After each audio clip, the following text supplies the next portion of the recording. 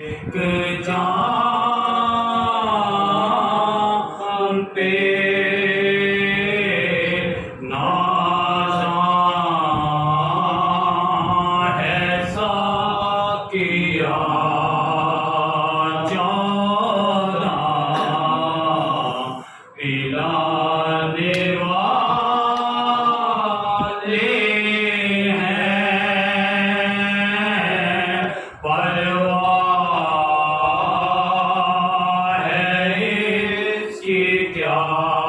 میں اپنے قدموں کا تجھے دیتا ہوں پتا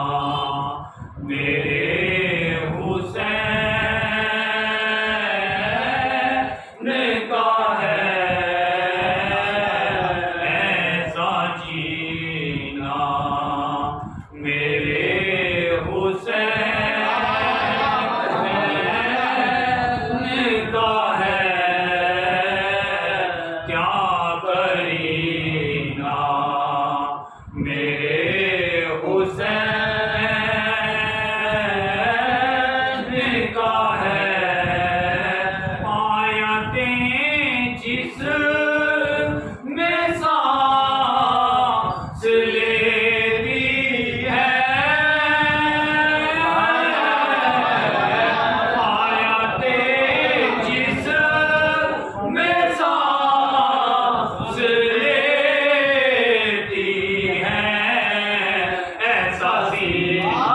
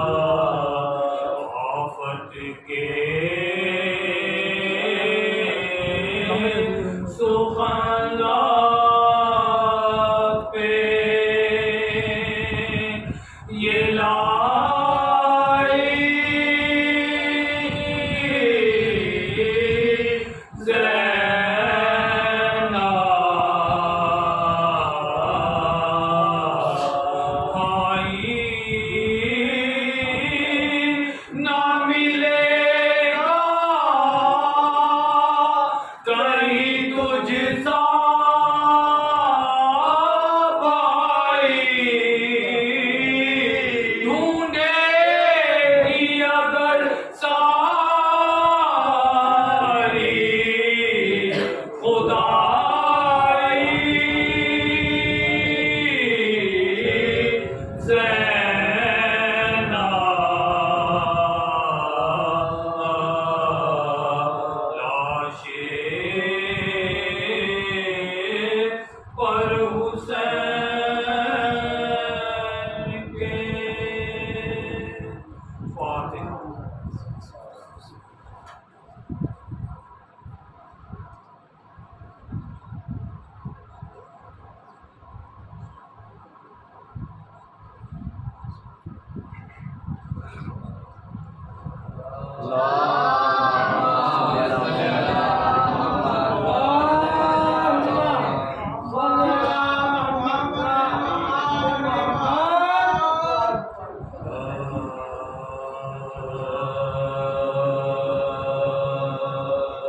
جب اربعین کو آئے حرم قتل گاہ میں جب اربعین کو آئے حرم قتل گاہ میں تاریخ آسمان و زمین کی نگاہ پنہا تھا شکل کا لباس سیاہ ہمیں یسوع کو لیتے سوگے شہید الہ ہمیں یسوع کو لیتے سوگے شہید الہ ہمیں اروئیں جو سے آزادیاں منہ ڈھانپ ڈھانپ کے لاشیں حسین رہ گئی بس کانپ کانپ کے یوں خاک پر پڑا تھا مراقب طول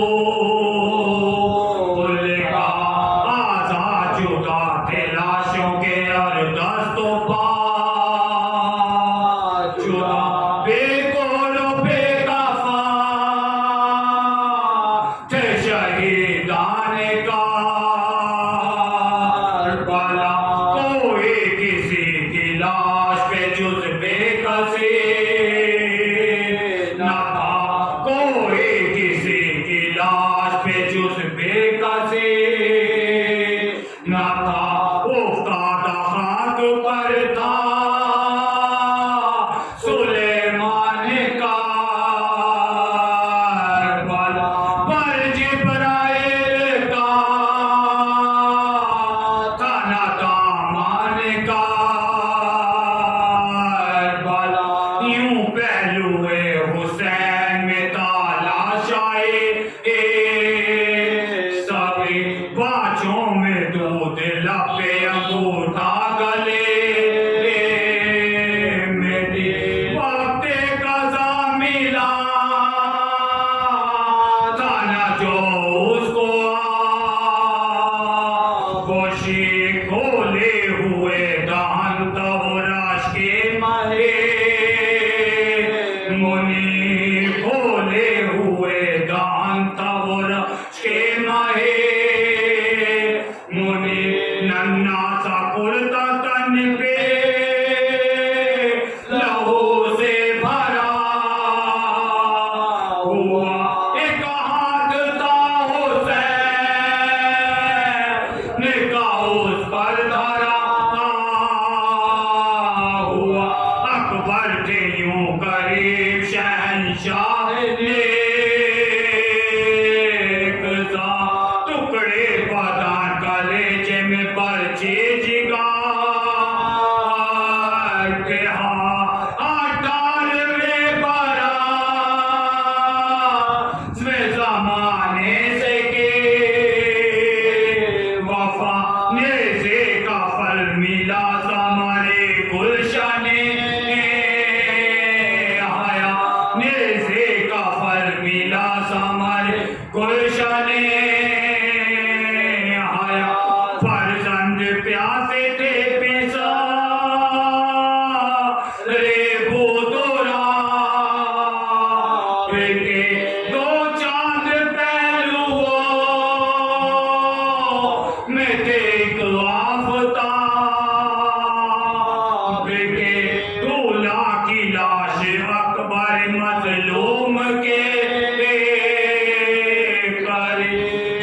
कातिन था आसमान का कुरान का सर, जमीन कंगना कहीं था सेरा, कहीं जोड़ा था, कहीं ना शादो ना मुराद, पुररमानो दिल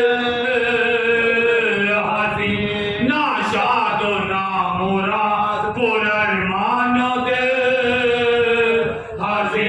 सेहरे के फूल यूं थे तने जख्मदार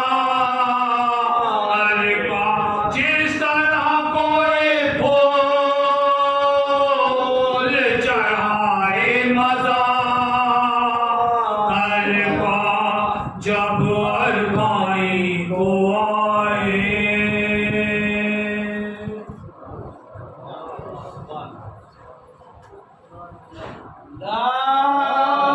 फातिहा।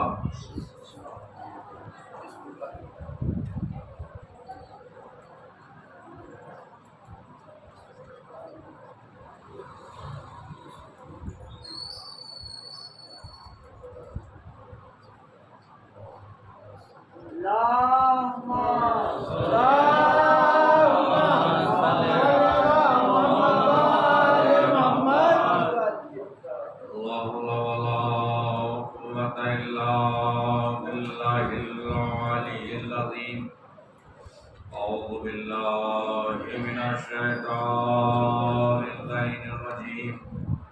بسم الله الرحمن الرحيم.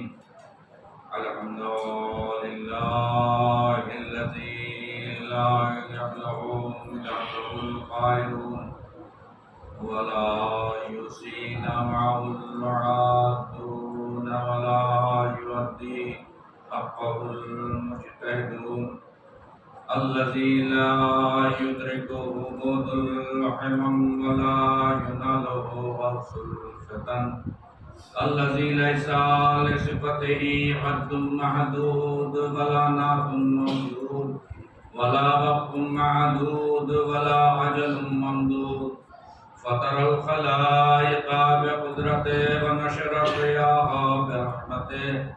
الصلاة والسلام على نبي الأمي المكي المدني القرشي الهاشمي الأبتهي سيدنا ونبينا ومولانا بالقاسم محمد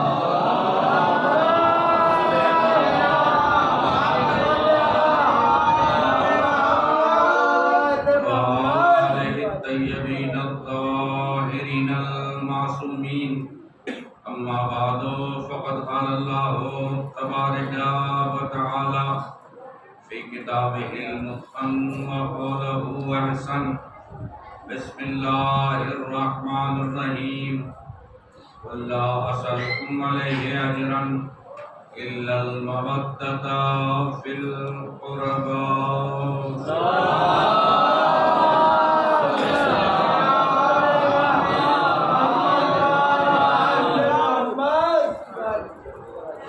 سواران ازا ماتنداران بلا آیہ کریمہ جس کی تلاوت کا شرف حاصل کیا گیا، یہ بڑی مشہور اور معروف آیہ کریمہ ہے کہ جسے آیہ مودت کے نام سے تعبیر کیا جاتا ہے۔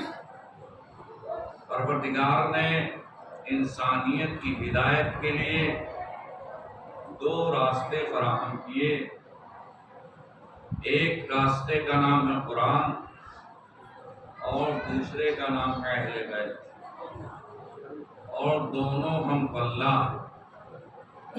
قرآن نہ اہل بیت سے جدا ہو سکتا ہے، نہ اہل بیت قرآن سے جدا ہو سکتا ہے۔ تو اب ہر قرآن کے ماننے والوں کا یہ فریضہ ہے کہ قرآن سے بھی ہدایت حاصل کرنا ہے اور اہل بیت سے بھی ہدایت حاصل کرنا ہے۔ قرآن خاموش ہادی ہے، اہل بیت بولتے ہوئے ہادی۔ خاموش ہادی کو دنیا زیادہ پسند کرتی ہے، بولتے ہوئے ہاتھی کو پسند نہیں کرتے۔ وہ لوگ جو ذہنوں میں یہ تصور رکھتے ہیں کہ جو ہم کریں ہمیں نہ کوئی روکے نہ ہمیں کوئی ٹوکے، وہ صرف اور صرف خاموش ہاتھی کو پسند کرتے ہیں۔ اور وہ لوگ جو یہ چاہتے ہیں کہ نہیں ہماری غلطی پر ہمیں روکا جائے، ہماری غلطی پر ہمیں ٹوکا جائے، تو وہ اہل بیت کو بھی پسند کرتے ہیں۔ تو عزیزان گرامی، دنیا نے کیا لے لیا؟ دنیا نے ایسے ہاتھی کو لے لیا کہ جو خاموش ہے، نہ بول سکتی ہے، نہ روک سکتی ہے، نہ ٹوک سکتی ہے۔ دنیا نے کیا کہا؟ حسبنا کتاب اللہ، اللہ کی کتاب ہمارے لیے کافی ہے۔ میرے عزیزوں، میں کہوں جب اللہ کی کتاب رسول کے ہاتھوں میں کافی نہ ہو سکی،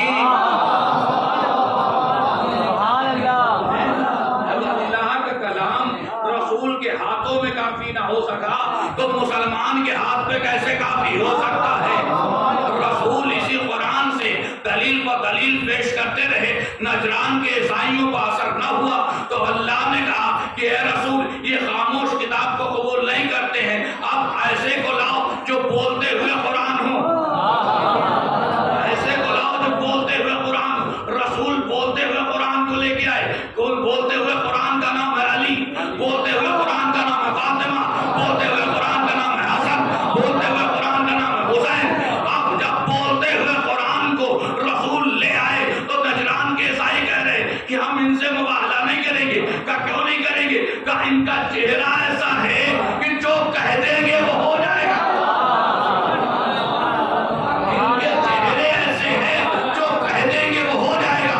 معلوم ایسا ہاتھی ہونا چاہیے جس کو دیکھنے کے بعد ہاتھی کے ہدایت کو انسان قبول کر لے، ایسا ہاتھی ہونا چاہیے جس کو زبان کھولنے کی ضرورت نہ ہو بلکہ اس کا چہرہ ہی کافی ہو جائے۔ اب ایسے ہاتھیوں کو ہمارے درمیان اللہ نے ہدایت کے لیے بھیجا، وہ ہر دور میں ہاتھی بھیجتا رہا۔ آج بھی ایک ہاتھی موجود ہے، آج بھی ایک ہاتھی موجود ہے جو ہماری ہدایت کر رہا ہے۔ یہ قرآن ہم نے باقی نہیں رکھا، یہ امام بارگاہ ہم نے باقی نہیں رکھا، یہ منبر ہم نے باقی نہیں رکھا ہے، یہ فرش عطا ہم نے نہیں باقی رکھا، بلکہ ہر چیز کا وارث موجود ہے۔ منبر کا وارث موجود ہے، امام بارگاہ کا وارث موجود ہے، مسجد کا وارث موجود ہے۔ اسی لیے میں سینہ ٹھوک کے کہا کرتا ہوں ہم ہی وہ قوم ہے جس کا وارث موجود ہے۔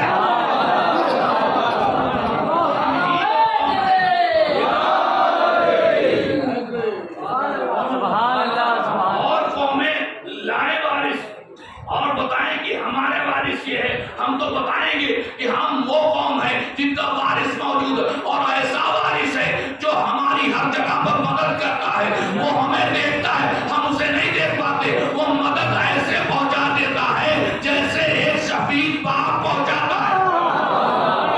میرے عزیزوں، محبت کر کے تو دیکھو، ائمہ سے محبت تو کر کے دیکھو، ایسی مدد پہنچاتے ہیں جہاں سے آپ کو امید نہ ہوگی وہاں سے مدد آ جائے گی۔ معلوم ہوا ہاتھی ایسا ہونا چاہیے جو زبان کھولنے کا انتظار نہ کرے بلکہ دل کی بات کو سمجھ جائے۔ اسی لیے کسی نے امام علی ابن ابی طالب علیہ السلام سے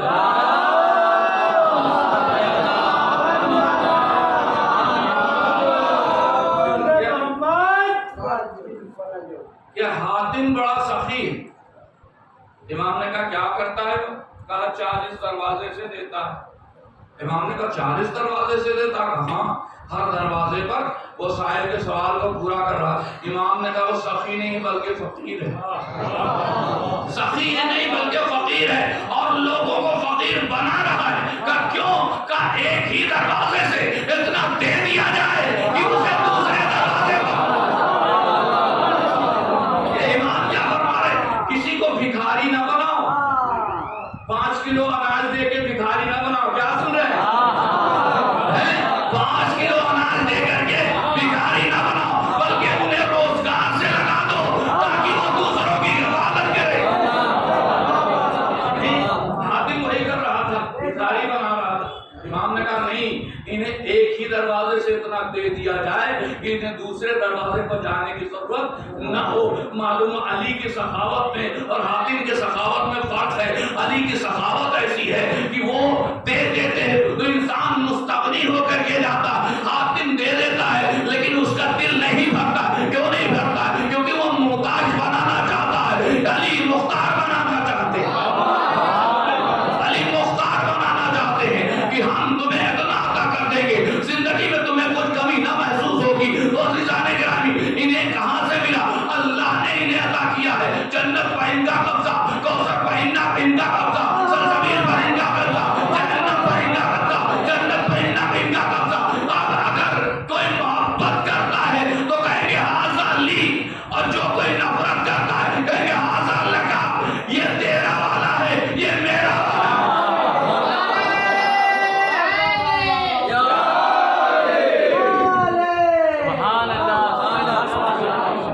یہ آپ نے حدیث سنی ہوگی کہ علی قسیم النار والجنہ ہے، علی جنت اور جہنم کے تقسیم کرنے والے ہیں۔ علامہ مجلسی لکھتے ہیں نبی کریم کو جب یہ پاور دیا جائے گا تو نبی کریم کہیں گے علی اب تم جنت اور جہنم کو تقسیم کرو، تو اب سرحد پر کھڑے ہو کر کے کہیں گے جو ان کا چاہنے والا ہوگا جنت کی طرف اشارہ کہیں گے ھذا لی،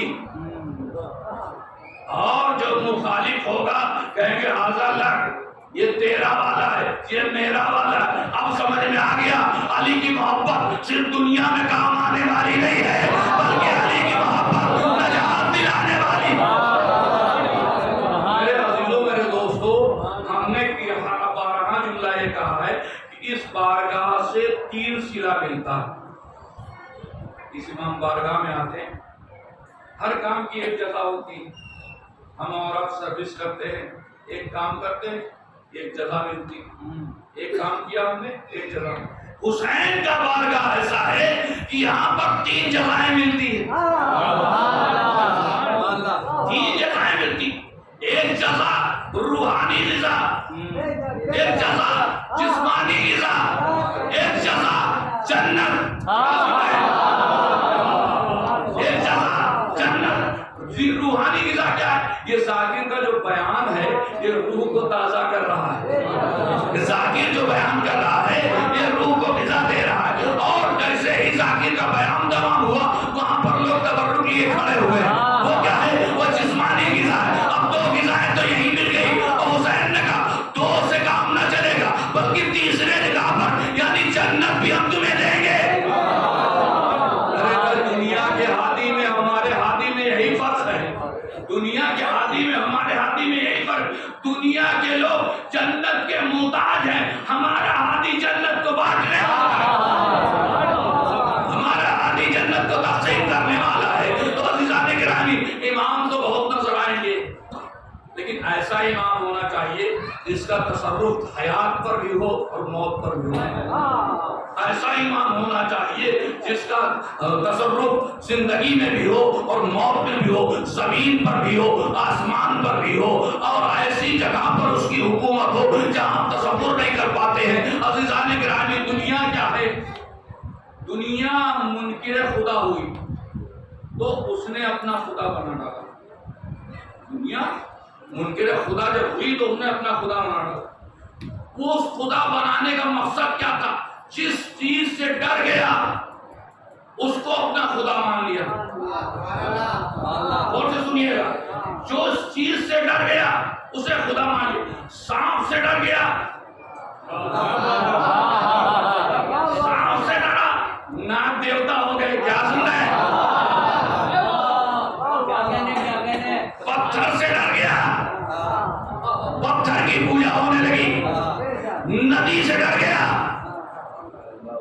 گنگا میاں ہو گئی۔ کیا سن رہے ہیں؟ غور فرمائیے۔ چاند سے ڈر گیا،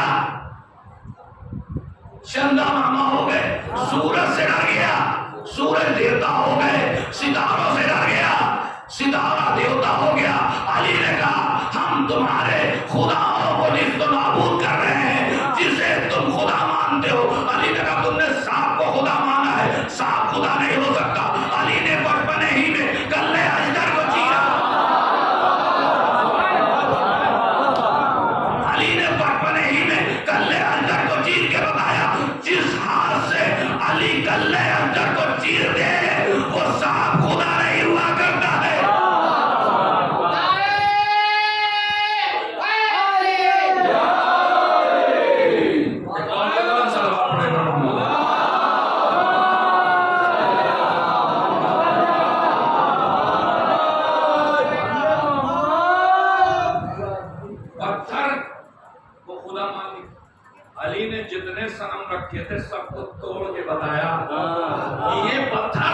خدا نہیں ہو سکتے ہیں۔ اب آگے بڑھیے، ایک حد آتی ہے جس کو کہتے ہیں گنگا میاں، ہمارا آپ بھی اس کا احترام کرتے ہیں، لیکن ہم نے پوچھا ہے گنگا میاں کا تصور کیا ہے؟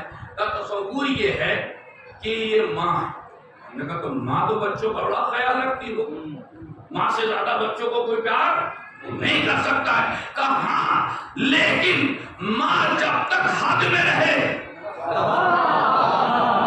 ماں جب تک حد میں رہے تب تک یہ بڑا پیار کرتی ہے، لیکن جیسے ہی حد سے باہر چلی جائے اپنے بچوں کو نگل جاتی ہے۔ نہیں سمجھا پایا؟ بس آگے اب دوسرا جملہ دے رہا ہوں، ماں جب تک گھر کے اندر رہے، ماں جب تک گھر کے اندر رہے تب تک بچوں سے پیار کرتی، گھر چھوڑ کے میدان میں آ جائے،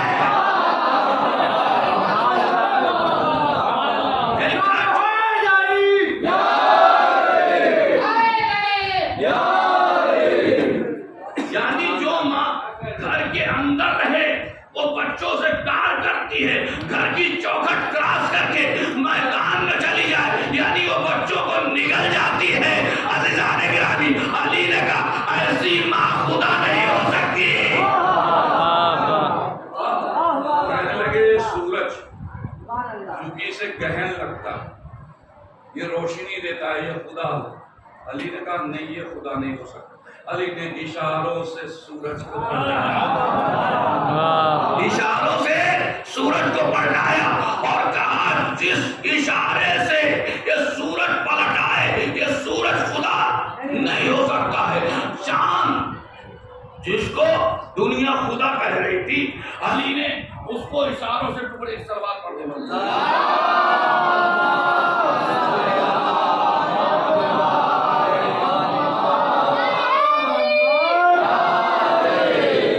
اشاروں سے ٹکڑے میں تقسیم کر دیا۔ یہ ستارے جسے خدا کہا جا رہا تھا، علی نے کہا یہ خدا نہیں ہو سکتا، یہ تو ہم جب چاہیں اپنے ڈیوڑی پر بلا لیتے ہیں، ان ستاروں کو ہم جب چاہیں اپنی ڈیوڑی پر بلا لیتے ہیں۔ یعنی دنیا کا جو تصور تھا علی نے اسے باطل کر کے بتایا۔ یاد رکھو خدا وہ ہوتا ہے جو چاند کو بھی حیات دیتا ہے، سورج کو بھی حیات دیتا ہے، پتھر کو بھی حیات دیتا ہے، ندیوں کو بھی حیات دیتا ہے، سانپ کو بھی حیات دیتا ہے، یعنی جو سب کو خلق کرے اسے خدا کہا جاتا ہے۔ علی نے سجدے سر میں سر رکھ دیا اور سر رکھ کے بتایا جس کی میں عبادت کرتا ہوں وہ خدا ہوا کرتا ہے۔ سلام پڑھے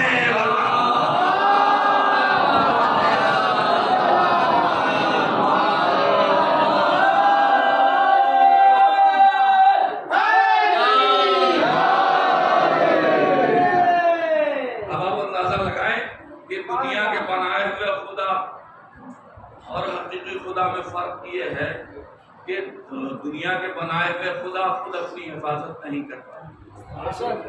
دنیا نے خدا بنایا، ان کی حفاظت وہ خود اپنی حفاظت، جو اپنی حفاظت نہ کر سکے وہ خلاق عالم کی حفاظت کیا کرے گا؟ کہ ایسے خدا مانا جائے جو خود اپنی خدائی بھی بجائے رکھے اور دوسروں کی حفاظت بھی کرے۔ عزیزان گرامی، علی نے کہا ایسے کو خدا مانو جو خدا ہو لیکن دکھتا نہ ہو، جو خدا ہو دکھتا نہ ہو، جسے نیند نہ آتی ہو۔ علی نے کہا جسے نیند نہ آتی ہو وہ خدا ہے۔ نصیریوں نے جملہ سن لیا۔ علی نے کہا کہ جسے نیند نہ آتی ہو خدا، نصیریوں کے کان میں آواز آئی کہ آپ بھی تو خدا ہیں، کہ آپ بھی تو خدا کا کیوں؟ کہ آپ کبھی سوئے نہیں، آپ کبھی سوئے نہیں۔ علی نے شب ہجرت سو کے بتایا، جو علی سو جاتا ہے ایک شب علی نے سویا کس لیے؟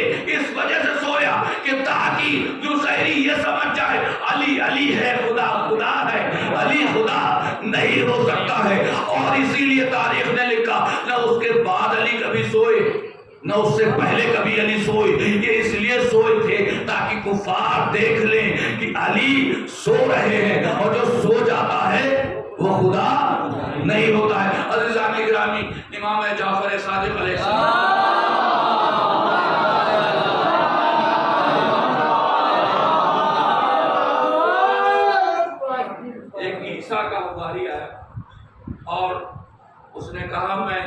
عیسیٰ کو ابن اللہ مانتا ہوں، اللہ کا بیٹا مانتا ہوں۔ تو اچھا تمہاری دلیل یہی؟ امام نے فرمایا کہ ہاں آپ ابن اللہ مانتے ہیں، لیکن ایک چیز ہماری سن لیجیے کہ یہ تمہارے نبی جو ابن اللہ ہیں ان کا شیوا کیا تھا؟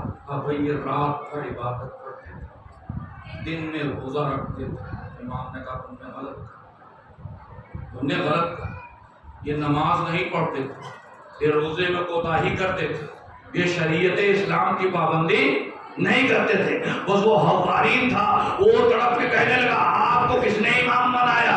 ارے عیسیٰ سے زیادہ کوئی عابد نہیں تھا، عیسیٰ سے زیادہ کوئی پرہیزگار نہیں تھا، عیسیٰ سے زیادہ کوئی سجدہ کرنے والا نہیں تھا۔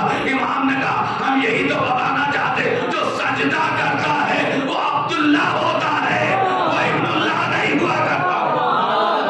جو سجدہ کرتا ہے وہ عبداللہ ہوا کرتا ہے، اللہ کا بندہ ہوا کرتا ہے۔ عیسیٰ اللہ کے بندے ہیں، عیسیٰ اللہ کے بیٹے نہیں ہیں۔ عزیزان گرامی، یہ دنیا ماننے پہ آ جائے تو جس کا باپ نہ ہو اسے خدا کا بیٹا کہہ دے، اور نہ ماننے پر آئے تو کیا کرتا ہے؟ جس کے باپ ہو ان کے باپ کا بھی انکار کر دیتے ہیں۔ یہ دنیا عزیزان گرامی، خصوصاً وہ لوگ جو اسلام سے تعلق رکھتے ہیں، انہیں یہ دیکھنا چاہیے میرا نبی کیا کہہ رہا ہے، میرا نبی کیا فرما رہا ہے، میرے نبی کا کیا فرمان ہے۔ نبی نے فرمایا دو ہدایت کے راستے ہیں، ایک قرآن اور ایک اہل بیت، دونوں سے متمسک رہنا۔ قرآن بھی تمہارا ہاتھی ہے، اہل بیت بھی تمہارے ہاتھی ہے۔ قرآن قانون بتائے گا، اہل بیت چل کے دکھائیں گے۔ قرآن قانون بتائے گا، اہل بیت چل کے دکھائیں گے۔ قرآن نے کہا اقیموا الصلاۃ، نماز قائم کرو۔ اب مسلمانوں میں اتنا دم ہے کہ نماز کو قائم کرتے نہیں نا؟ اب سب میں دم ہے، جب رسول نے دکھا دیا، جب علی نے پڑھ لی تو سب میں دم آ گیا۔ جب یہ حکم آیا تھا اقیموا الصلاۃ، نماز قائم کرو، کسی میں اتنی ہمت تھی کہ جو نماز قائم کرتا، یعنی جب رسول اور علی کے بغیر نماز قائم نہ ہو سکے، نماز قائم نہ ہو سکے تو علی اور رسول کے بعد نماز کیسے قبول ہو سکتی ہے؟ وہ لوگ جو چھوڑ دیتے ہیں علی کو اور چاہتے ہیں ہماری نماز قبول ہو جائے، علی کو چھوڑ کے چاہتے ہیں ہمارے روزے قبول ہو جائے، علی کو چھوڑ کے وہ چاہتے ہیں ہمارے حج قبول ہو جائے۔ عزیزان گرامی، جو کل عبادت ہو علی کو کل عبادت کہا جاتا ہے۔ اسی لیے ہم شیعہ حیدر کرار نماز پڑھ لیتے ہیں، جب تک علی کا ذکر نہیں کرتے جب تک ہمارا دل نہیں بھرتا، ہے نا؟ یہ ہمارا مزاج ہے، جب تک نماز میں علی کو نہ لے آئے ہمارا دل نہیں بھرتا۔ اس لیے نہیں بھرتا کیونکہ اللہ بھی چاہتا ہے، علی کے بغیر ہم اپنی عبادت کو قبول نہیں کرتے۔ اگر میں حج پہ گیا تو میں نے دیکھا، آپ لوگوں نے بھی یہاں دیکھا ہوگا مسجدوں میں، کہ وہاں سورہ پڑھا جا رہا تھا، سورہ الحمد، بڑے اچھے انداز میں، بڑے اچھی تلاوت، لیکن سورہ الحمد کہاں سے پڑھا جا رہا تھا؟ الحمدللہ رب العالمین، یہاں سے پڑھا۔ میں پوچھا بھائی اس میں بسم اللہ کیوں نہیں ہوا گیا؟ اب بسم اللہ کی ضرورت کیا؟ میں نے کہا نا، بسم اللہ سورے کا جز ہے، بسم اللہ سورے کا جز ہے، اور اگر بسم اللہ نہ کیا گیا تو سورہ مکمل نہیں ہو سکتا ہے۔ عزیزان گرامی، چلتے چلتے بات یہاں تک آ گئی کہ آپ سمجھے نہیں، بسم اللہ میں کچھ پوشیدہ ہے، بسم اللہ میں کچھ پوشیدہ ہے۔ عزیزان گرامی، میں آپ کو یاد دلاؤں، اگر بسم اللہ میں کچھ پوشیدہ ہے تو یاد رکھو، بسم اللہ چھوڑنے کے بعد نہ الحمدللہ ملے گا نہ رسول اللہ ملے گا۔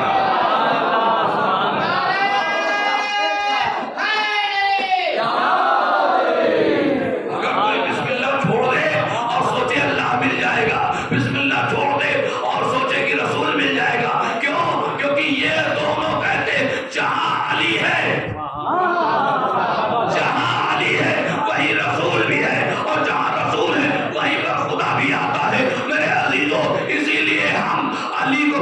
رکھتے ہیں، علی کو پکڑے ہوئے ہیں، علی کی ولایت کو مستقر کیے ہوئے کہ علی مل گیا تو رسول مل جائے گا، علی مل گیا تو خدا مل جائے گا۔ لہذا اگر خدا تک جانا ہے تو ڈائریکٹ نہیں جا سکتے۔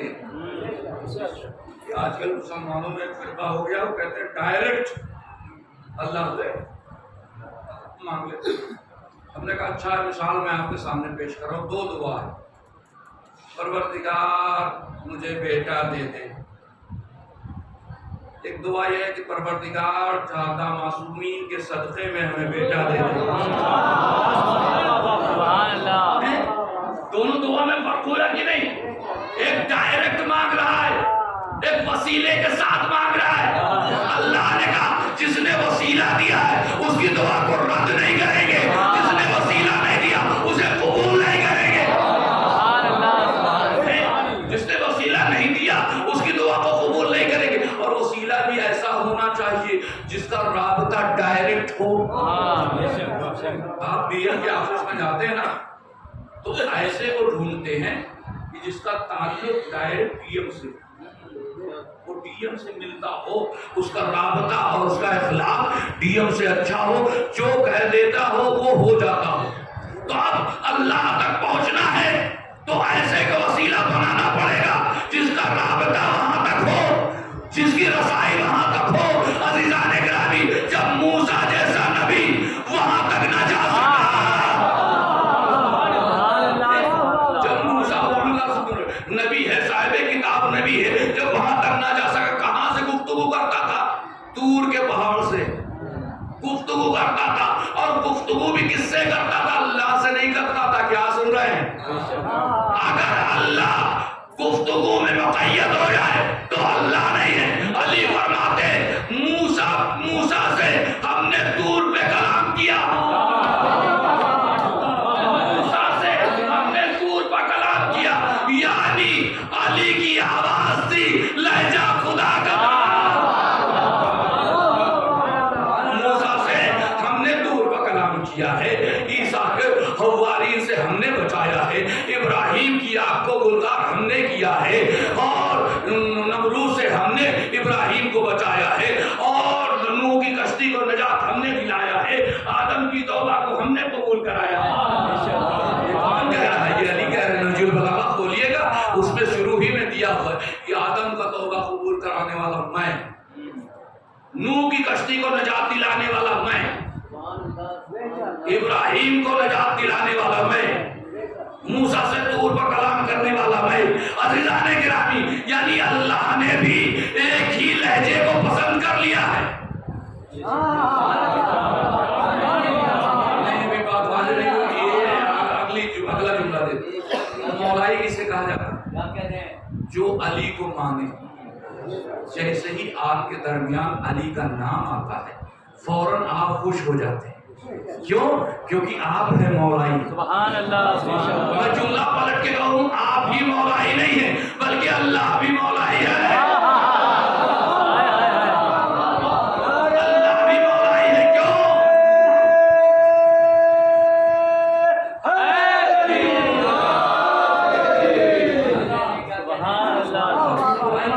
اللہ مولائی کیوں؟ کیونکہ ہر جگہ پر علی، آدم کے ساتھ علی، نوح کے ساتھ علی، ابراہیم کے ساتھ علی، موسیٰ کے ساتھ علی، الیاس کے ساتھ علی، ایوب کے ساتھ علی، یعقوب کے ساتھ علی، عیسیٰ کے ساتھ علی، محمد کے ساتھ علی، ہر جگہ پر علی کو لا کر کے بتانا۔ یاد رکھو، جب آدم نہ بن سکے علی کے بغیر، نوح نہ بن سکے علی کے بغیر، ابراہیم نہ بن سکے علی کے بغیر، تو تم مسلمان کیسے بن سکتے ہو علی کے بغیر؟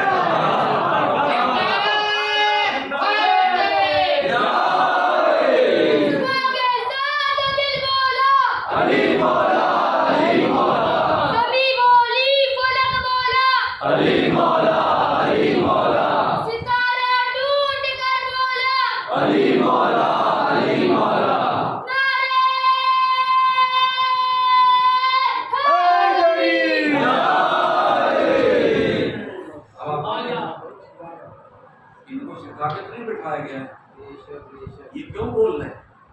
ماں کی آغوش کا نتیجہ، ماں کے آغوش میں علی علی کرنا بچپن ہی میں سکھا دیا ہے کہ علی یہ وہ ہے جو مدد کرنے والا ہے، علی وہ ہے جو توبہ کو قبول کرانے والا ہے، علی وہ ہے جو نجات دلانے والا ہے، علی وہ ہے جو جنت دلانے والا ہے، علی وہ ہے جو کوثر پلانے والا ہے، علی وہ ہے جو بخشش کرانے والا ہے، علی وہ ہے جو تمہارا بلندی دلانے والا ہے۔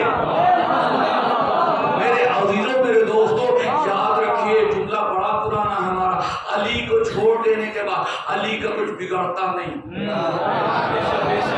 علی کو چھوڑ دینے کے بعد علی کا کچھ بگڑتا نہیں، لیکن جو چھوڑ دیتا اس کے بعد کچھ بچتا بھی نہیں۔ اب عزیزان گرامی، اسی فارمولے کے تحت ذرا اسلام کا جائزہ لیجیے، علی سے علی کو، اسلام سے علی کو نکال دیجیے، اسلام سے علی کو نکال دیجئے۔ پتہ چلا اگر اسلام سے علی کو نکال دیا جائے تو اسلام میں کچھ نہیں بچتا۔ کیا سن رہے ہیں؟ اسلام میں کچھ نہیں بچتا، کیونکہ اسلام علی کے کردار کے مجموعے کا نام، قرآن علی کے فضائل کا نام ہے، قرآن علی کی محنتوں کا نام ہے۔ یہ فعل انجام دیتے رہے، قرآن میں جگہ ملتی رہی۔ انہوں نے اقیم الصلاۃ نماز کو قائم کیا اور قرآن میں جگہ، اتم الصیام، انہوں نے روزے رکھے، روزے میں روزے کی آیت آ گئی، انہوں نے زکوٰۃ دیا، زکوٰۃ کی آیت آ گئی۔ یہ میدان میں جم کے لڑے، یہ میدان میں جم کے لڑے، لڑنے کی آیت آ گئی۔ کچھ لوگ میدان سے بھاگے، بھاگنے کی آیت آ گئی، یعنی لڑنے والے کی بھی آیت ہے، بھاگنے والے کی بھی آیت ہے۔ اللہ بتانا چاہتا ہے بھاگنے والے کون ہیں، لڑنے والے کون ہیں۔ جو لڑ رہے ان کا ساتھی میں بھی ہوں، جو بھاگ رہے ان کا ایمان بھی ان کے ساتھ جا رہا ہے۔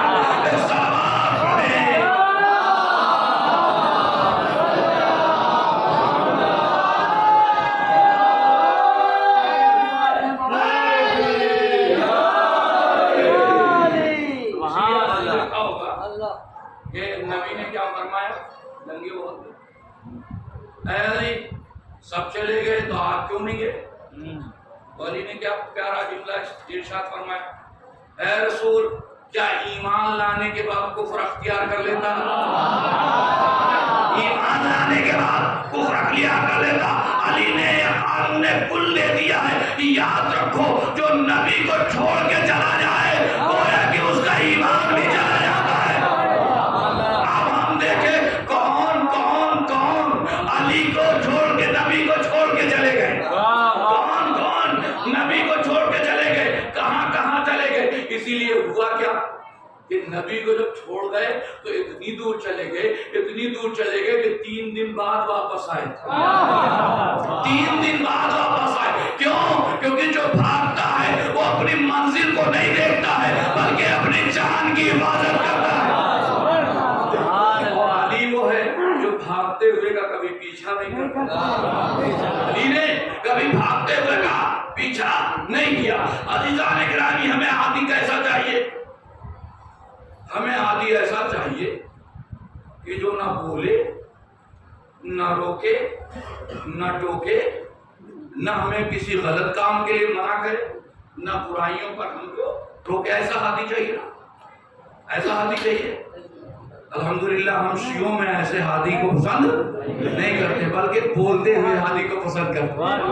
ہم شیعوں میں بولتے ہوئے ہادی کو پسند۔ آپ دیکھتے ہوں گے کہ چور کہیں چوری کرنے جا رہا ہو، جب تک لوگ جگتے رہیں گے، جب تک لوگ جگتے رہیں گے، جب تک اس کی ہمت نہیں ہوگی کہ وہ چوری کر لے۔ ادھر نیند کے آغوش میں گئے، وہ فوراً گھر میں داخل ہو گیا، یعنی معلوم ہوا چوری ہمیشہ خاموشی میں ہوا کرتی ہے۔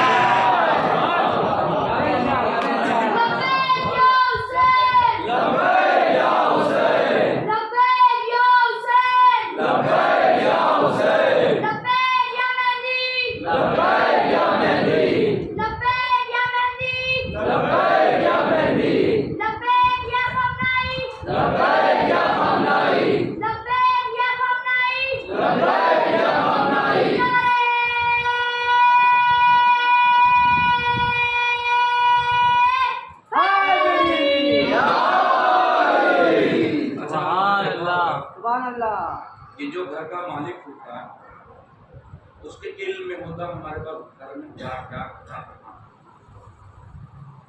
اچھا کوئی مالک نہ ہو، مالک بن بیٹھے تو اس سے کوئی آگے سوال کرے گا کہ فلاں چیز کہاں رکھی، کہاں دیکھ کے بتاتا ہوں، فلاں چیز کہاں رکھی ہے دیکھ کے بتاتا۔ ایک مرتبہ ایسا ہوا کہ مالک نہیں تھا، مالک بن بیٹھا، اس کے گھر میں ایک صندوق تھا، صندوق چور چرا لے گیا۔ اب جب چور اٹھا لے گیا وہ پیچھے پیچھے بھاگتا رہا اور کہتا رہا میرا صندوق لے جا، میرا صندوق لے جا۔ وہی بھاگ رہا تھا، چور کو ایک مرتبہ حقیقی مالک مل گیا، حقیقی مالک مل گیا، سنیے گا، حقیقی مالک مل گیا۔ چور کو جب حقیقی مالک مل گیا تو چور سے اس حقیقی مالک نے کہا یہ صندوق ہمارا۔ وہ مجازی مالک جو تھا وہ کہہ رہا صندوق ہمارا، اب فیصلہ پولیس کو کرنا۔ پولیس آئی، اس نے کہا کہ بتاؤ کس کا صندوق ہے؟ وہ حقیقی کہہ رہا ہمارا ہے، مجازی کہہ رہا ہمارا ہے۔ پولیس نے کہا نہیں، ہم جب مانیں گے ہم دیکھیں کنجی کس کے پاس ہے، ہم جب مانیں گے ہم دیکھیں اس تالے کی چابی کس کے پاس ہے۔ جو حقیقی مالک تھا اس نے چابی نکالا، اس نے کہا چابی تو نکال لیا ہے، چابی تو ڈپلیکیٹ بھی بنائی جا سکتی ہے، اب تالا کھولنے سے پہلے ہم تمہارا امتحان لیں، یہ بتاؤ کہ اس صندوق کے اندر کیا ہے۔ اب صندوق کے اندر کی مثال سن لیجئے گا، آپ انشاءاللہ بڑے محظوظ ہوں گے۔ صندوق کے اندر جو حقیقی مالک تھا اس نے بتایا ہماری ولایت کی سند ہے، ہماری سخاوت کی سند ہے، ہماری امامت کی سند ہے۔ اب عزیزان گرامی پولیس والے نے کہا کہ تم اس تالے کو کھولو، اور جیسے ہی اس نے چابی سے تالا کھولا جو حقیقی مالک نے بتایا تھا وہ سب کچھ نظر آیا۔ تو معلوم ہوا مجازی ہاتھی کو لوگے نہ اسلام ملے گا نہ ولایت ملے گی، حقیقی ہاتھی کو لوگے ولایت بھی ملے گی، امامت بھی ملے گی، نجات بھی ملے گی۔ صلوات پڑھیں۔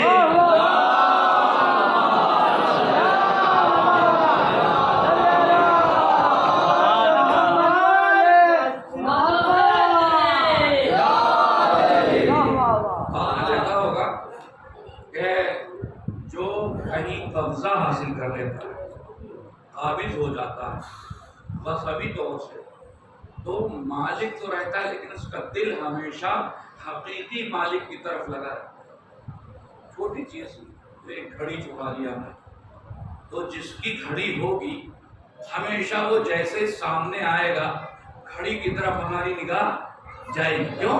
کیونکہ اس کی گھڑی ہے، ہم مالک نہیں ہے، مالک وہ ہے۔ معلوم ہوا اسلام میں جو حقیقی لوگ ہوں گے ان سے مسائل شرعیہ پوچھو گے تو عورتوں کا سہارا لینا کی ضرورت نہیں پڑے گی۔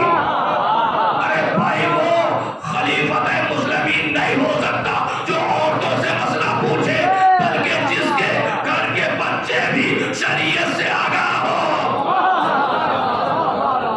جس کے گھر کے بچے بھی قرآن سے آگاہ ہو، جس کے گھر کے بچے ہی قرآن میں گفتگو کرتے ہو، اسے ہادی برہم کہا جاتا ہے، اسے ہادی برہم کہا جاتا ہے۔ اسی لیے اللہ نے دونوں ہادیوں کو بھیجا، ایک بولتا ہوا ہادی اور ایک خاموش ہادی۔ بولتا ہوا ہادی تمہاری ہر جگہ پر ہدایت کرے، اچھا خاموش ہادی اپنی بھی حفاظت نہیں کر سکتا۔ قرآن رکھا ہے، نعوذ باللہ استغفر اللہ، کوئی قرآن کو چرانے آ جائے کہ کیا قرآن اپنا بچاؤ کرے گا؟ نہیں، زبانی نہیں، اس کے لیے زبان کی ضرورت ہے۔ اللہ نے کہا اس قرآن کو زبان دینے کے لیے ہم لسان اللہ کو بھیج دے رہے ہیں، قرآن کو زبان دینے کے لیے لسان اللہ کو بھیج رہے ہیں، جو اللہ کی زبان ہوگی، جو قرآن کو زبان دے گا۔ اب تمہیں آیت کا ترجمہ پوچھنا ہوگا تو علی سے پوچھ لینا، علی اس آیت کا ترجمہ کیا ہے، اس آیت کا مفہوم کیا ہے، اس آیت کا مقصد کیا ہے۔ عزیزان گرامی یہ مسلمان جو اس قرآن پہ اتنا گھمنڈ کرتے ہیں، میں پوچھوں یہ بتاؤ قرآن تمہارے سمجھ میں آ گیا؟ قرآن تمہارے سمجھ میں آ گیا؟ کہیں گے واہ صاحب قرآن تو ہمارے سمجھ میں آئے، ہم نے نے کہا آپ کے سمجھ میں ایک آیت نہیں ہے، یہ پورا قرآن کیا سمجھ میں آئے گا؟ آپ کے سمجھ میں ایک آیت نہیں، کون سی آیت ہے؟ ہم نے کہا اہدنا الصراط المستقیم، سیدھے راستے پر کو دکھا. ہم تو کہتے ہیں قائم رکھ، ہم تو کہتے ہیں کہ سیدھے راستے پر قائم رکھ، اور آپ کیا کہتے ہیں؟ سیدھے راستے کو دکھا. یعنی رسول کے دکھانے کے باوجود جو راستہ نہ دیکھ سکے وہ پورے قرآن کا ترجمہ کیا کر پائے گا؟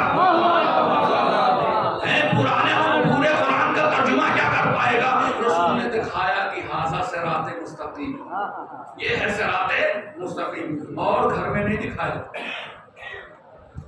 کہیں کسی جنگل میں نہیں دکھایا. دکھایا کہاں تھا؟ مسجد نبوی میں. اور پوچھنے والا کون تھا؟ پوچھنے والے تھے خلیفہ اول. تاریخ طبری میں لکھی گئی اس روایت کو کہ 7 مرتبہ یا 9 مرتبہ خلیفہ اول نے پوچھا ھذا صراط مستقیم، اے رسول صراط مستقیم سے مراد؟ ہر بار رسول نے ابو بکر کو بیٹھ. ایک مرتبہ رسول نے دیکھا کہ نوجوان مسجد کے دروازے پر داخل، رسول نے دیکھا ایک نوجوان مسجد کے دروازے پر داخل ہوا. ابو بکر کھڑے ہو جاؤ، کیا کہہ رہے تھے؟ رسول میں کہہ رہا تھا صراط مستقیم سے مراد کیا؟ وہ نوجوان اور قریب آ گیا، وہ نوجوان اور قریب آ گیا. جب منبر کے پاس وہ نوجوان آ گیا تو کہا اے ابو بکر سمجھو، اور اس نوجوان کا چہرہ سامعین کی طرف کیا.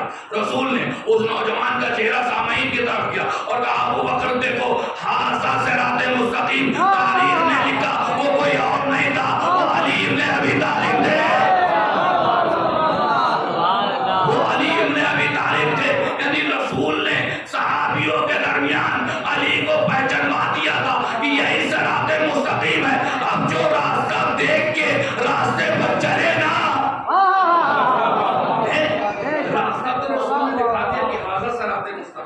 یہ صراط مستقیم، علی کا راستہ صراط مستقیم، علی سے محبت صراط مستقیم، علی سے محبت جنت کی ضمانت ہے.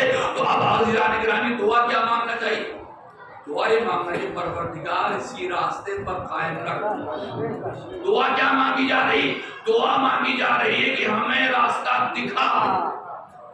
ارے بھائی آدم سے لے کے آج تک اور آج سے لے کر قیامت تک لوگ جب دعا ہی مانگتے رہے تو جزا کب ملے گی؟ جزا کب ملے گی؟ یعنی کہ قبر میں چلے جاؤ گے علی کا بغض تمہیں صراط مستقیم بہانے نہ دے گا. قبر میں چلے جاؤ گے علی کا بغض تمہیں صراط مستقیم بہانے نہیں دے گا، کیونکہ علی کا بغض یہ ہے کہ انسان کو کھوکھلا کر دے. آپ یہاں تو کہنے لگے کہ ہم علی کے راستے کو نہیں مانیں گے بلکہ صراط مستقیم کی دعا مانگیں. اب گھومتے ٹہلتے کہاں پہنچ گئے؟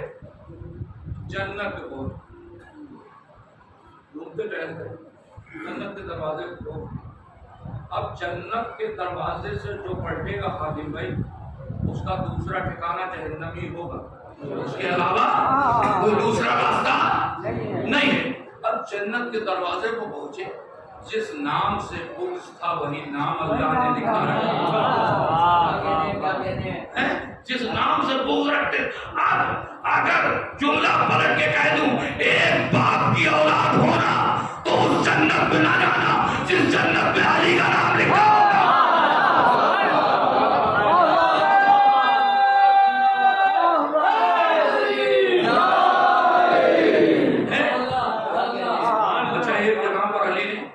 علی کا نام نہیں بلکہ اللہم جسے لکھتے کہ وہ اوپر علی کا نام لکھا ہے اور نیچے آپ کے گھروں میں ڈور بیل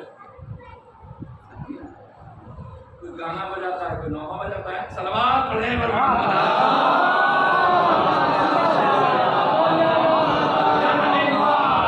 اللہ نے جنت میں بھی ڈور بیل لگائی. جب آپ علی کا نام لکھیں گے نا تو جنت کے دروازے کو تخل باب کریں گے تو آواز آئے گی بے علی بے علی بے علی بے علی بے علی بے علی. یعنی علی کے بغیر جب جنت کا دروازہ نہیں داخل کھل سکتا ہے تو علی کے بغیر تم جنت میں کیسے جاؤ گے؟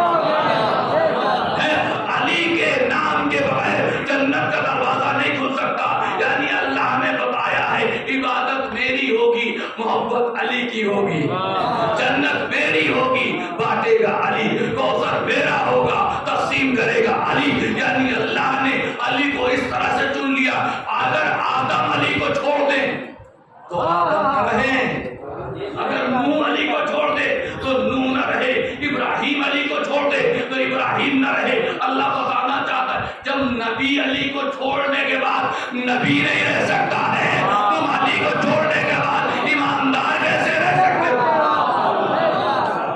اور سب سے پہلی شرط یہ ہے کہ انسان دیکھے کہ محسن کے اس احسان کو کبھی نہ ہو۔ اور نوجوانوں تمہیں ایک جملہ میں کہہ رہا ہوں اور اسے یاد رکھتا ہوں، محسن کے احسان کو کبھی نہ ہو۔ اگر تمہیں کسی نے ایک حرف سکھا دیا ہے اس کے احسان مند رہو، تمہیں نماز سکھا دی ہے اس کے احسان مند رہو، تمہیں کوئی راہ ہدایت کی باتیں بتا دی ہو تم اس پر عمل کر رہے ہو اس کے احسان مند رہنا۔ کیوں؟ کیونکہ محسن کے احسان کو جو فراموش کر دیتا ہے وہ ابو جہل کہلاتا ہے، وہ ابو لہب کہلاتا ہے، وہ ابو سفیان کہلاتا ہے، وہ معاویہ کہلاتا ہے، وہ یزید کہلاتا ہے۔ جو محسن کے احسان کو یاد رکھتا ہے وہ کیا کہلاتا ہے؟ وہ علی کہلاتا ہے، وہ حسن کہلاتا ہے، وہ محمد کہلاتا ہے، وہ حسین کہلاتا ہے۔ محسن کے احسان کو ہمیشہ یاد رکھنا۔ اور شیعوں تمہاری ذمہ داری ہے، تمہاری نگاہ ہمیشہ علی کی طرف ہونا چاہیے۔ ایک جملہ یہاں پر اکثر کیا ہوتا ہے، ایک صلوات پڑھ دے پر محمد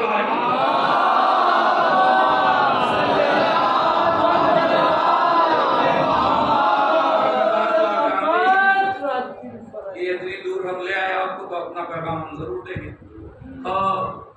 اکثر کیا ہوتا ہے کہ ہم باغ فدق کے غاصبوں پر دان کرتے ہیں۔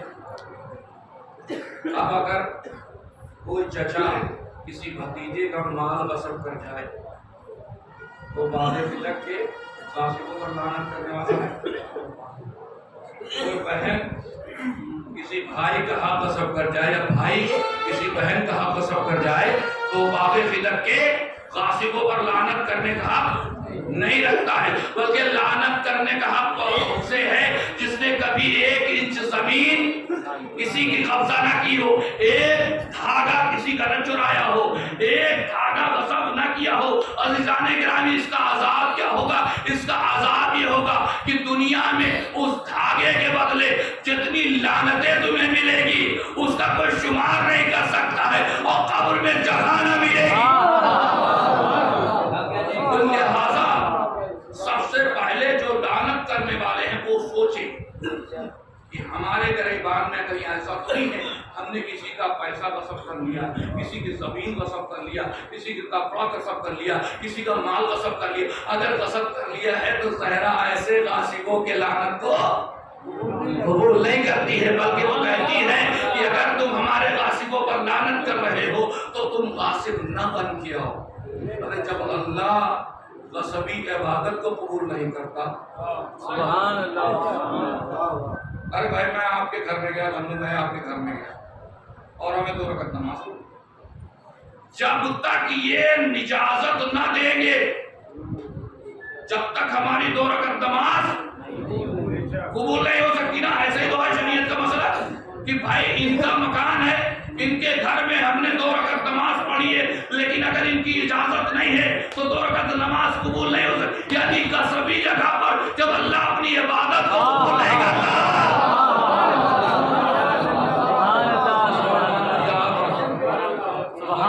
یاد رکھنا کہ غصب سے مال بڑھتا نہیں، کم ہوتا ہے۔ غصب سے نسلیں ختم ہو جاتی ہیں۔ غصب میں، کیونکہ ہم نے ہمیشہ یہ جملہ کہا حرام میں برکت نہیں ہے، حلال میں برکت ہے۔ حلال میں برکت ہے۔ آپ کہیں گے کیسے؟ ہمارے یہاں ایک صاحب آئے، کہنے لگے مولانا میں 1 لاکھ روپے کماتا ہوں۔ پھر ہم مولانا اس کی برکت ہی نہیں۔ 1 لاکھ روپیہ 28 دن چلتا، 30ویں دن ختم ہو۔ ایک صاحب اور آئے، مولانا میں 10,000 روپیہ کماتا ہوں۔ پھر کہنا عالم یہ ہے کہ مولانا آرام سے میری زندگی گزر رہی ہے اور کچھ پیسے بچ بھی جاتے ہیں اس مہنگائی کے دور جہاں سلنڈر 1200 روپے کا۔ سلوات پڑھائے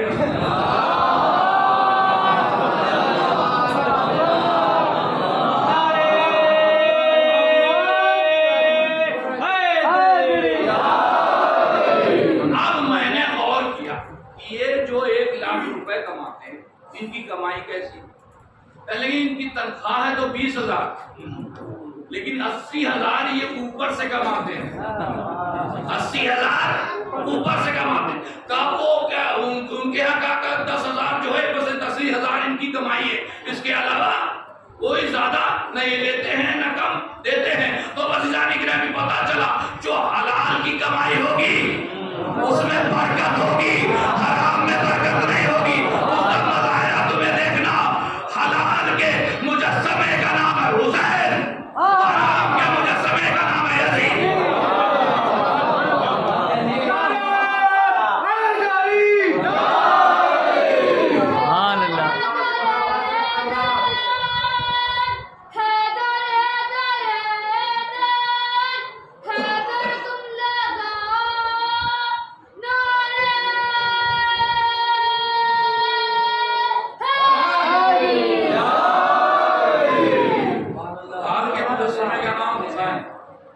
حرام کے مجسمے کا نام یزید۔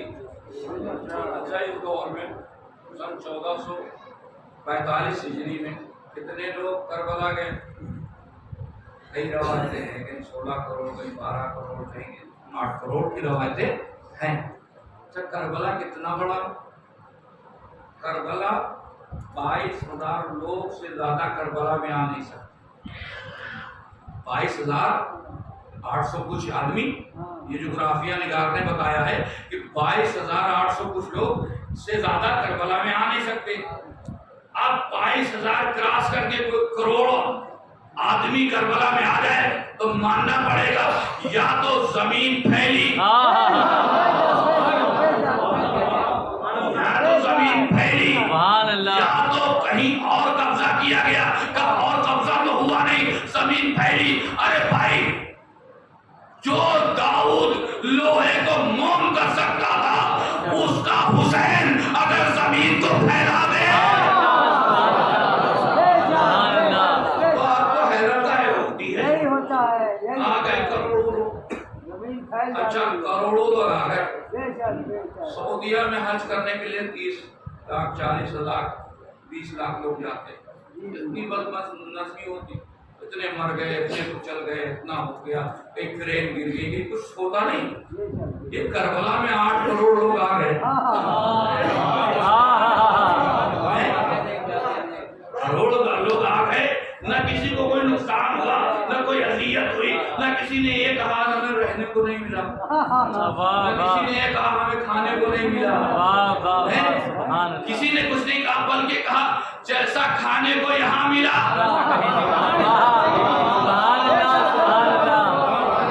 جیسے مہمان نوازی یہاں ہوئی ویسے کہیں نہ ہوئی۔ معلوم ہوا، یاد رکھو تمہاری حکومت اور ہے اور وہاں کی حکومت اور ہے، وہاں کے گورنر کا نام ہے عباس، وہاں کے بادشاہ کا نام ہے حسین۔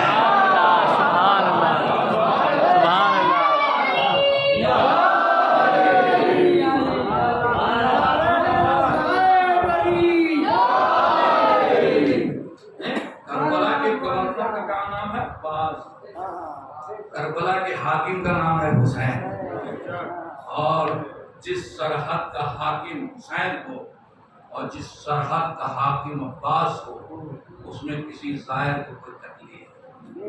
لیکن میرے عزیزو جب بھی زائر جاتا ہے تو اس بیابان جنگل کو یاد کرتا ہے جہاں پر حسین کا سر تن سے جدا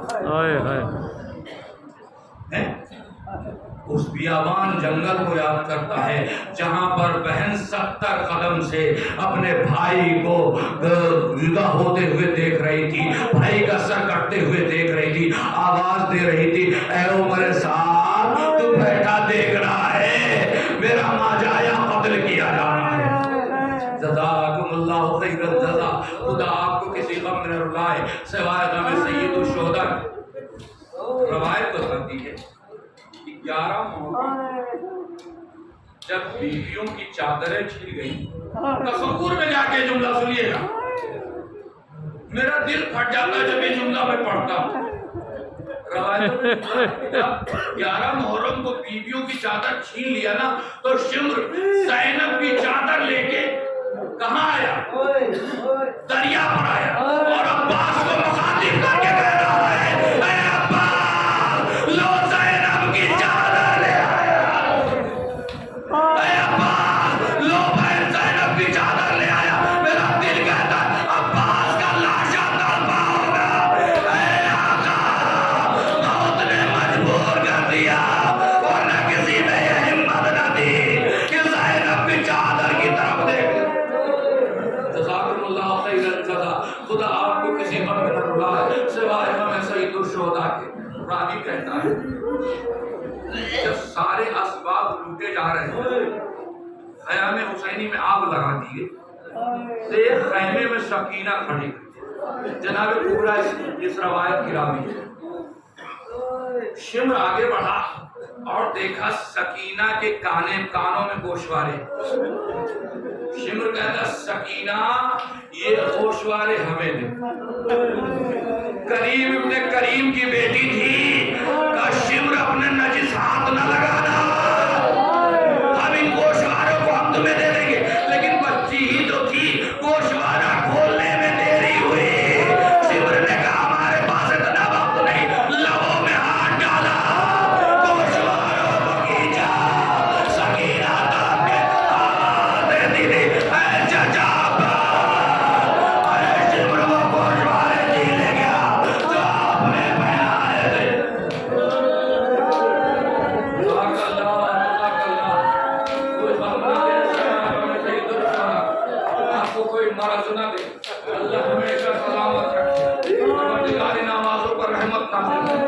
حسین فقیریا کرے. آپ سن سکو گے آپ نے کہیں دیکھا کہ 4 سال کی بچی عصا کا سہارا لے کے چلتی؟ آپ نے کہیں دیکھا کہ 4 سال کی بچی کے بال سفید ہو گئے ہوں؟ ارے یہ حسین کے سینے پر سونے والی سکینہ کا یہ حال تھا کہ 4 سال کی عمر میں عصا کا سہارا لے کے چلتی تھی, بال سفید ہو گئے تھے. ایک مرتبہ پہلوانے سکینہ جگی آئی, سید سجاد کا شانہ ہلا. اب یہ سید سجاد آپ سے کچھ سوال کرنا چاہتا. کہاں بہن بتاؤ کیا سوال. اب بھیا پیاس کی کتنی منزلیں؟ جناب سکینہ سے سید سجاد نے کہا بہن یوں تو پیاس کی بڑی منزلیں ہیں لیکن مختصر سنو 4 منزلیں سب سے زیادہ شدید. پہلی منزل کیا ہے؟ تو پہلی منزل یہ ہے کہ انسان کو جب پیاس زیادہ بڑھ جاتی ہے تو اس کی آنکھوں کے نیچے اندھیرا چھا جاتا ہے. اس کے آنکھوں کے نیچے اندھیرا چھا جاتا ہے. تو سکینہ طرف پہ کہتی ہاں بھیا میں نے قاسم کو دیکھا تھا, اس کے آنکھوں میں اندھیرا چھایا ہوتا. آواز دے رہا ہے چچا میرے آنکھوں سے کچھ دکھائی نہیں دے رہا. جزاک اللہ جزاک اللہ. سکینہ پیاس کی دوسری منزل یہ ہوتی کہ زبان تلوے سے چپک جاتی. زبان تلوے سے چپک جاتی. سکینہ تڑپ کے کہتی ہے ہاں بھیا ہم نے بھیا علی اکبر کو دیکھا تھا, جب لوٹ کے آئے تھے تو بابا کے پاس سوال کیا تھا, زبان تلوے سے چپک گئی تھی. آئے اکبر کتنا پیاسا. جزاک اللہ جزاک اللہ. کوئی غم نہ دے سوائے ہمیں سید الشہداء. راوی کہتا ہے کہ مرتبہ سید سجاد نے کہا کہ پیاس کی تیسری منزل کہ کہا اے سکینہ سنو, مچھلی کو تم نے دیکھا, مچھلی کو جب تالاب سے نکالا جاتا ہے تو جب تک جان رہتی ہے پورے جسم سے تڑپتی ہے. جب جان نکل جاتی ہے تو تم کو کبھی اٹھاتی ہے کبھی گراتی ہے. جب پورے جسم کی جان نکل جاتی ہے تو کبھی منہ کو کھولتی ہے کبھی بند کرتی ہے, کبھی منہ کو کھولتی ہے کبھی بند کرتی ہے. اولاد والوں یہ جملہ سن لینا. اصل ایک مرتبہ سکینہ نے کہا ہم نے بھیا اصغر کو دیکھا ہے. ارے پیاس کا یہ عالم تھا. اصغر کبھی منہ کو کھولتا تھا کبھی بند کرتا تھا. آئے اصغر کتنا پیار.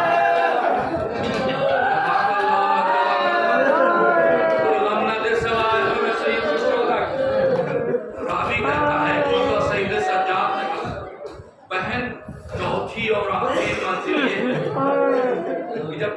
مداس حد سے زیادہ بڑھ جاتی ہے تو انسان کے جسم کی ہڈیاں گوشت چھوڑ دیتی ہے، انسان کے جسم کی ہڈیاں گوشت چھوڑ دیتی ہے۔ ایک مرتبہ سکینہ نے تڑپ کے کہا بھیا ہم نے تم سے چھپایا، ارے میرے جسم کی ہڈیاں گوشت چھوڑ چکی ہے۔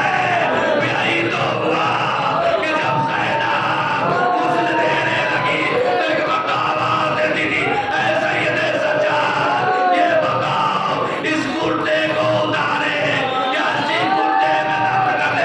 سید سجاد نے کہا ارے کرتے کو نہ اتارنا، کیونکہ کرتے کے ساتھ میری بہن کی کال بھی آ جائے گی۔ ارے سید سجاد اسی کرتے میں سکینہ کو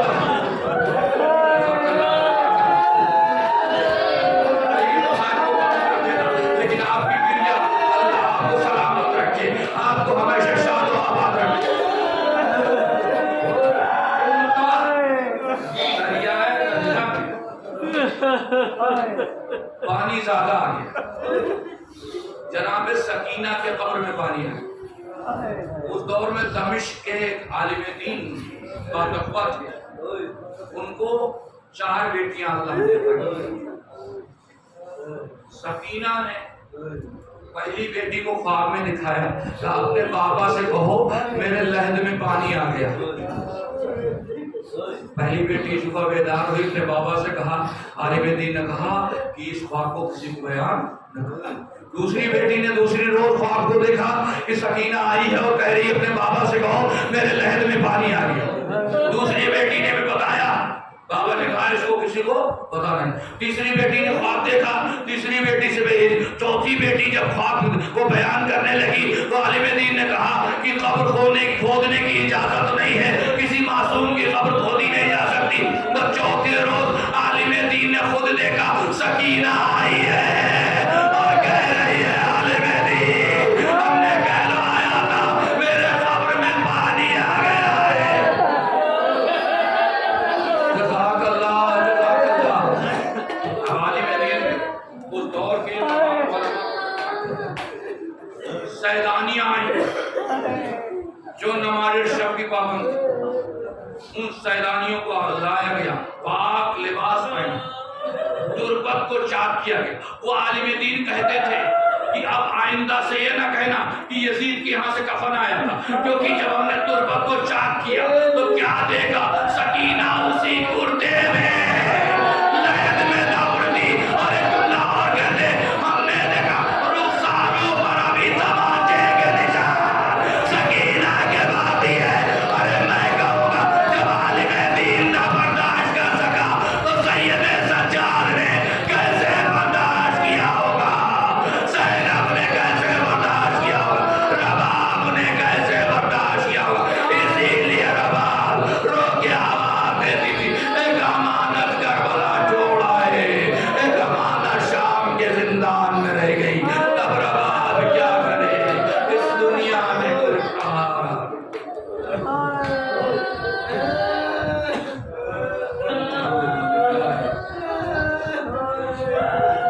وَإِنَّا إِلَيْهِ رَاجِعُونَ۔ رضن فضائی و تسلیم ہے۔ ہمارے رات کے واسطہ محمد علیہ محمد کا ہمارا اس مختصر اعمال کو قبول فرما، مومنین کی بھی حاجات پورا فرما، پریشان حال ان کی پریشانی کو دور فرما، مقروض انہیں قرض سے نجات دے، جو بے روزگار انہیں بس روزگار کر دے۔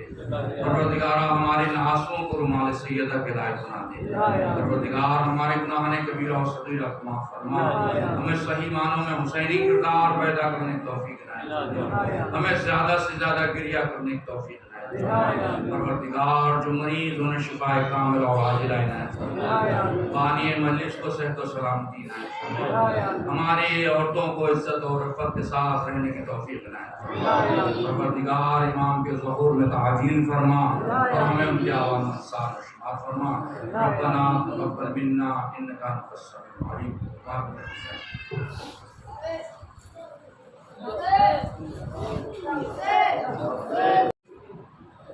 غمخوار بہن یاد آئی، نظر میں بھائی کو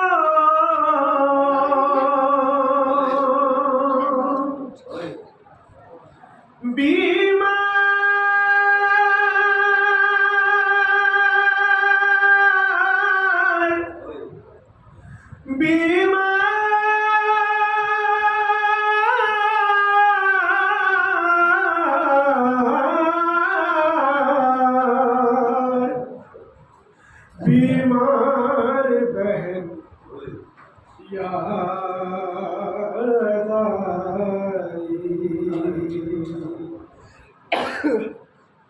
رو کے کہنے لگے علی اکبر، اے بہن میرا انتظار نہ کر، اے بہن میرا انتظار نہ کر، اے بہن میرا انتظار نہ کر، چند لمحوں میں کیا ہو کس کو خبر، اے بہن میرا انتظار نہ کر، اے بہن میرا انتظار نہ کر، سانس رکنے لگی ہے سینے میں، سانس رکنے لگی ہے سینے میں، خون کا عکس ہے پسینے میں، خون کا عکس ہے پسینے میں،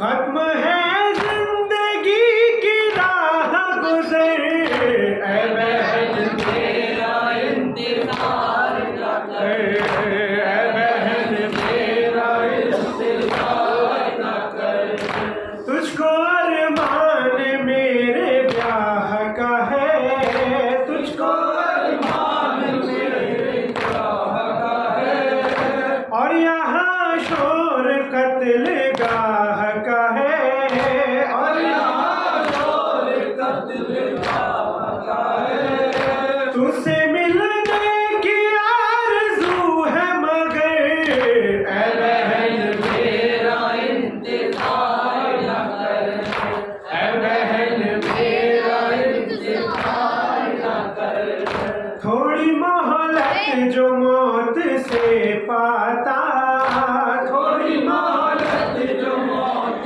سے پاتا، تجھ کو لینے ضرور آ جاتا، تجھ کو لینے ضرور آ جاتا، ہو گئے سارے خواب زیر و زبر، اے بہن میرا انتظار نہ کر، اے بہن میرا انتظار نہ کر، میں ہوں مجبور تیرے سر کی قسم، میں ہوں مجبور تیرے سر کی قسم، بس اسی غم میں چھوٹ جائے گا دم، بس اسی غم میں چھوٹ جائے گا دم، نوک نیزہ سے چھٹ گیا ہے جگر، اے بہن میرا انتظار نہ کر، اے بہن میرا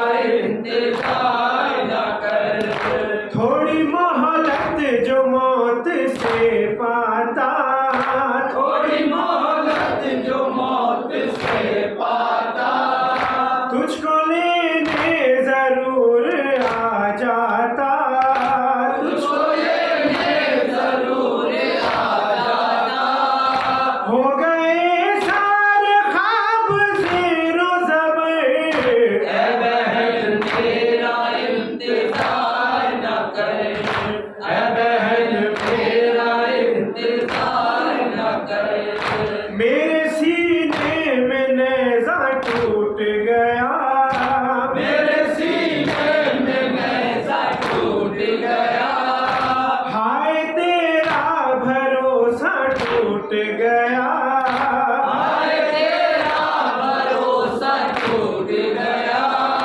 راستہ اب نہ دیکھ شام و سحر، اے بہن میرا انتظار نہ کر، اے بہن میرا انتظار نہ کر، میری آنکھوں میں اب اندھیرا ہے، میری آنکھوں میں اب اندھیرا ہے، ہر طرف موت کا بسیرا ہے، ہر طرف موت کا بسیرا ہے، دل پہ برچھی کے وار کا ہے اثر، اے بہن میرا انتظار نہ کر، اے بہن میرا انتظار نہ کر، اپنا وعدہ نبھا نہیں سکتا، اپنا وعدہ نبھا نہیں سکتا،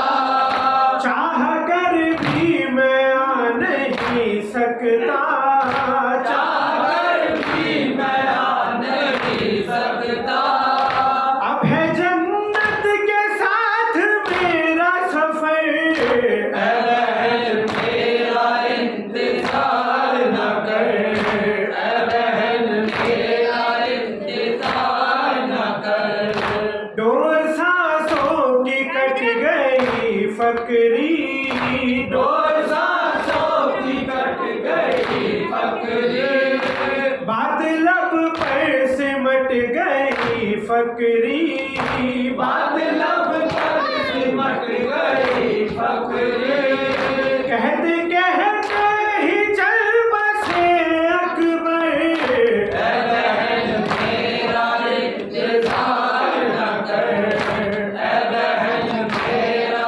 انتظار نہ کر،